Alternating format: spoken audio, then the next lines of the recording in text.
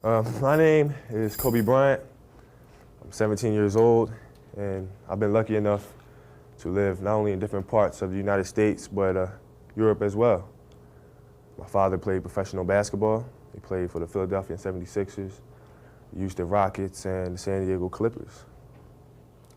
He played professional basketball for 8 years, and after his 8th year, he decided that it would be best for him to move on and to take his talent elsewhere.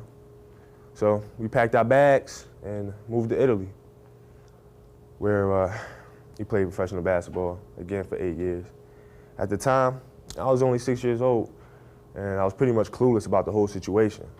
But my parents basically told me, Kobe, you're going to an Italian school, we want you to learn a new language, and when you're young, you just basically do whatever your parents tell you to do with no questions asked.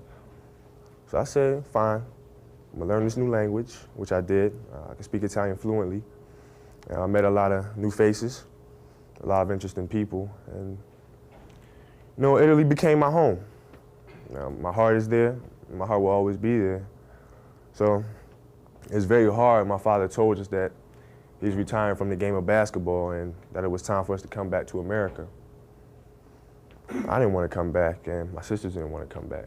But when it was time to start school, I thought that me and my sisters would be together, the same school, just like in Italy. But my sisters were older than I was. They were starting high school. So Sheree and Shay attended Lower Marion High School, and I was stuck at Bala Cynwyd Middle School. Yeah.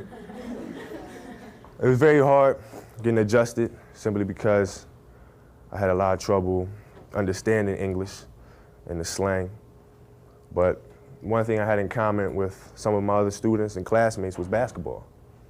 And unfortunately, because of the lack of communication with my peers, I wasn't invited to parties or friendly gatherings on the weekend.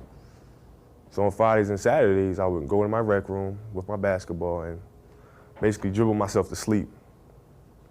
And I think that was the best thing that could have ever happened to me, because during those lonely hours in the rec room, I discovered the hunger, the motivation, and the desire to be the best possible basketball player that I could be.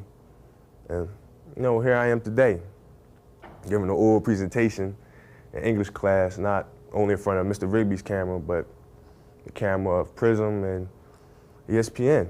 And I enjoy it. I enjoy all the attention, because it's a great feeling to know that you set a goal for yourself and you were able to reach that goal and to knock it down. I have a big decision coming up, and that's whether or not you go to college or straight to the NBA. The thing that bothers me the most about this decision is when I'm walking down the street, I'm walking in the mall, going to get a hat or something, and somebody I've never, ever seen before comes up to me and tells me what they want me to do. I'm like, what's going on here? I know you? I mean, they're coming up to me and they're saying, well, I think you should do this. I think you do that. I want you to do this. This is what I think you're going to do. And I'm just sitting there listening like, oh, okay, nice, thank you. Okay, nice meeting you, bye-bye. But, it comes with the territory, and I move on and I understand that. I've admired a lot of people such as Magic Johnson, Michael Jordan, Emmitt Smith, and entertainers such as Michael Jackson and Janet Jackson. But the two people that I admire the most are my mother and my father, because when things were going great or whether things were going bad, they were always there for me. For instance, if I just played a great basketball game, had 40 points or whatever, I'm getting all this positive feedback from people who are at the game. My head's swelling up and everything. My parents would be the first people to tell me, hey, look, you played a great game, but there's no need for your head to get all big. There's no need for you to get cocky and think that the world owes you something. But at the same time, when things are bad, things are going bad, they would come up to me and say, hey, there's another day, the sun will come out tomorrow. It's time for you to move on and go for bigger sights, set some bigger goals. I thank them, I love them with all my heart. And I thank you all, you've been a great audience, and thank you.